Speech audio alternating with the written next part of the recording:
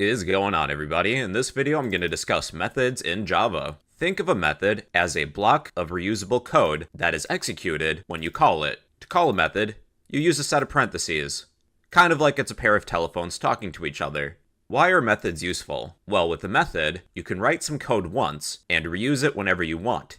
You just have to call it. Let me show you why a method is useful. So let's say we have a task. We have to sing a happy birthday song 3 times. So, without using a method, we could do something like this. We'll create one verse of a happy birthday song. I'll just make something up. Let's say, happy birthday to you. Happy birthday, dear you. You are, we'll insert somebody's age here, but let's say you are X years old. Then happy birthday to you again. Then I'll add a new line character to the end. So when we run this code, we sing happy birthday once. If I need to sing happy birthday, let's say 3 times, well, without using a method, we could, although it's inefficient, copy this code and paste it 2 additional times. Then we're singing happy birthday a total of 3 times. Well, you know, this does work, but we tend to be repeating ourselves a lot. In programming, we like to follow the dry principle. Don't repeat yourself. How can we not repeat ourselves if we don't have to? Well, let's create a method. A method is just a block of reusable code. So to create a method, in Java, outside of the main method, do pay attention to these curly braces, we'll create a new method. A method can return something. For now, we'll type void, much like our main method. And we need a name for this method. The method should be descriptive of what it does. Let's call it the happy birthday method. All it does is sing happy birthday. We need a return type, a name for the method that's descriptive, parentheses, then curly braces.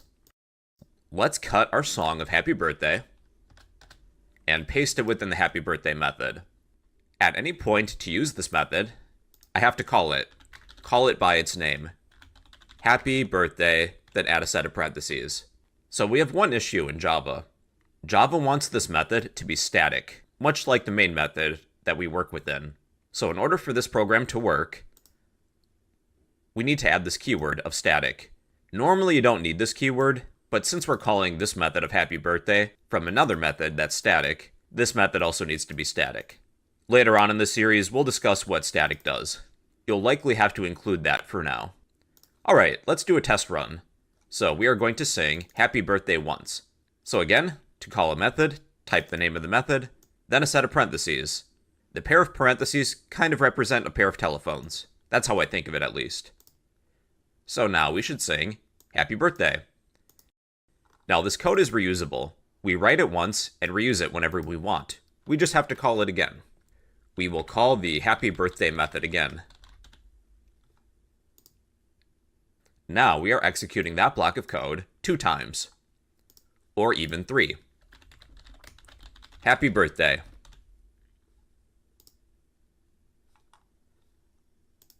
One thing you should be aware of is that methods are unfamiliar with any variables declared within other methods.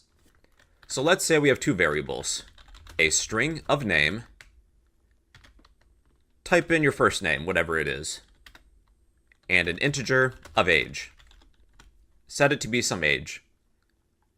If I was to use these variables within my happy birthday method, well, the happy birthday method actually doesn't know what these are. So let's attempt to use them and see what happens. Within our happy birthday song, let's convert this print statement to be a printf statement, and we will insert our name variable. Replace you with the format specifier, and we are displaying a string. See, we already have a warning. Cannot resolve symbol name.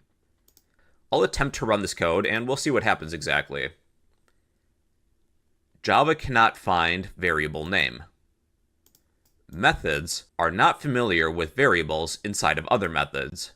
If we live in this method of main, if it's our house, so to say, we can't see what's going on in our neighbor's house.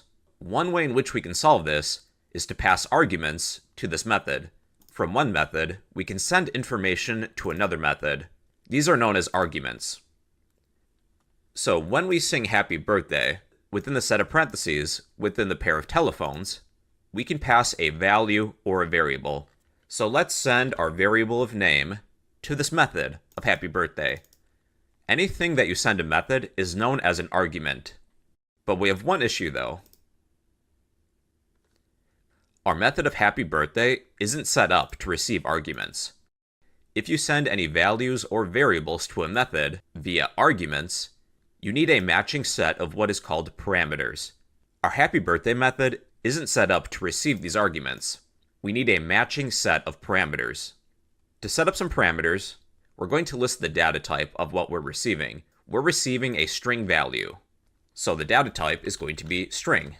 And then we need a name for what we're receiving. It doesn't have to be exactly the same, but it might be helpful to keep these consistent. So let's perform a test run. After this printf statement, I'm going to add a new line character.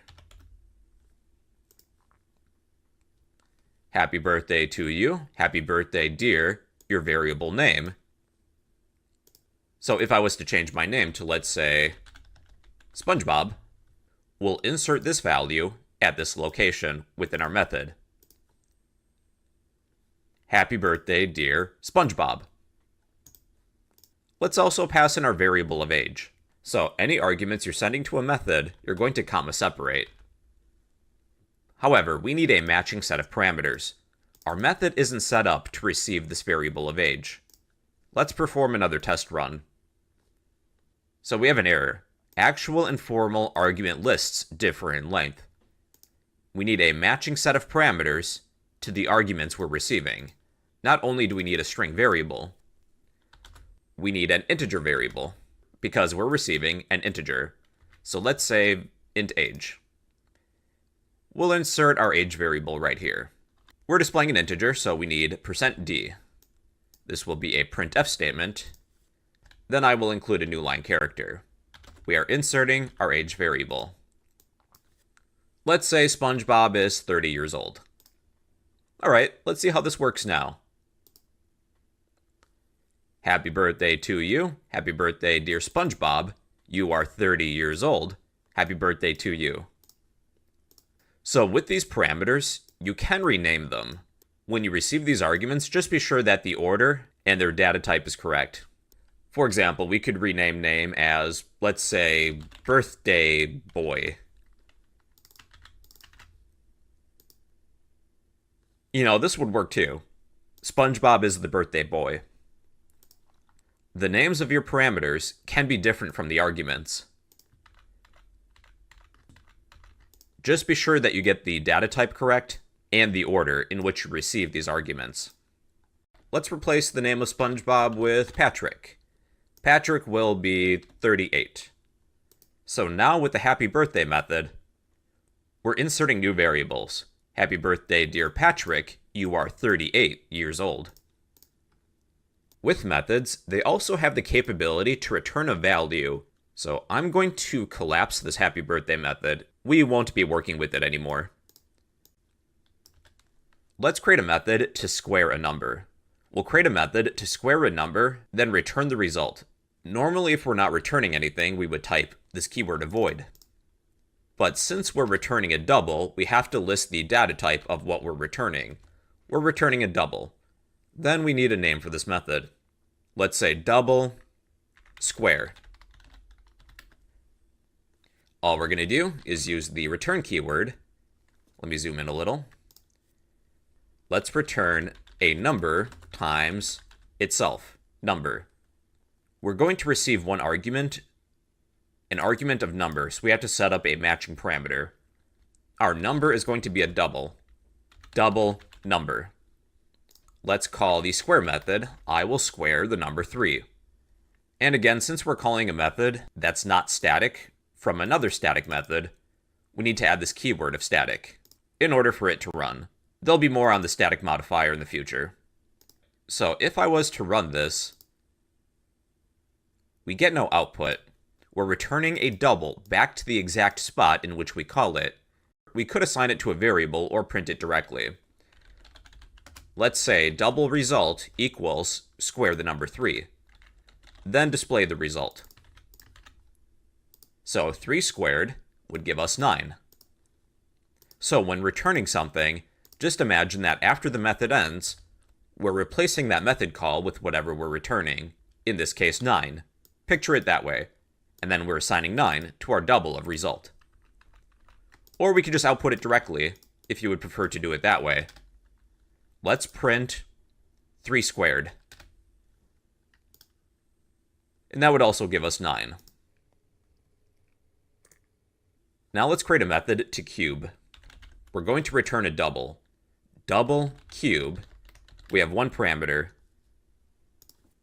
A double of number. We're going to return our number times number times number. That would cube a number that we're given. And again, we need to add static because we're calling a method from another method that's static. All right, this time we will call the cube method and return the result. So 3 cubed is 27. 3 times 3 times 3 is 27. One last example. We'll create a method to return a full name after being given a first name and a last name. We're going to return a string. We'll call this method getFullName. We'll have 2 parameters, a string of first for first name and a string of last for last name.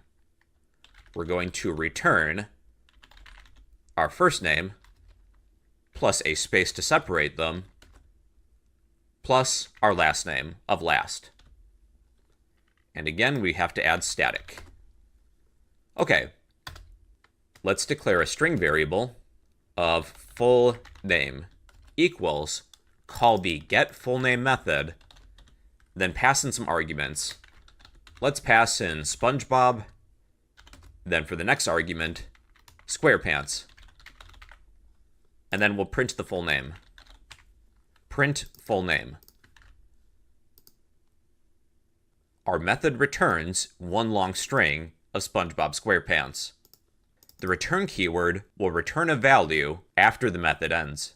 It will return that value back to the place in which you call that method.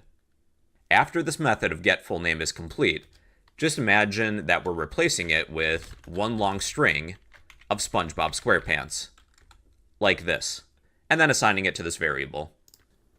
Okay, so I lied. I have one last good example to give you. We'll create a method to verify a user's age. Normally, in the United States at least, you have to be 18 or older to sign up for things, like a credit card.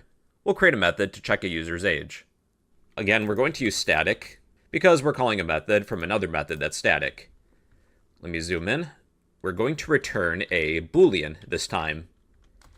The name of the method, let's name it ageCheck. And there's going to be one parameter, an integer of age. If we're going to do an age verification check, we could use an if statement. So within our method, we'll write an if statement. If our age parameter is greater than or equal to 18, then let's return true. Else, we're going to return false. This can be simplified to the following. Return age is greater than or equal to 18. You can do it either way. For a beginner, it might be easier to read if we have separate if-else statements, but both work the same. Alright, so we now have a method to check a user's age. So now we can use this method. I will create an integer variable of age.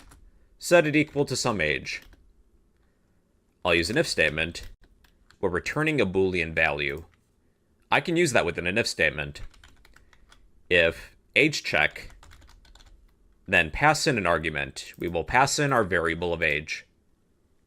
If this is true, if age is greater than or equal to 18, we return true. So let's print the following. You may sign up. Maybe we're signing up for a credit card. Else, let's print, you must be 18 plus to sign up. Our age is 21. You may sign up. But if we were 12, that method returns false. You must be 18 plus to sign up. So that's a method, everybody. It's a block of reusable code that is executed when called.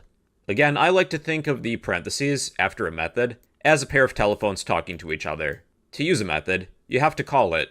And well, everybody, those are methods in Java.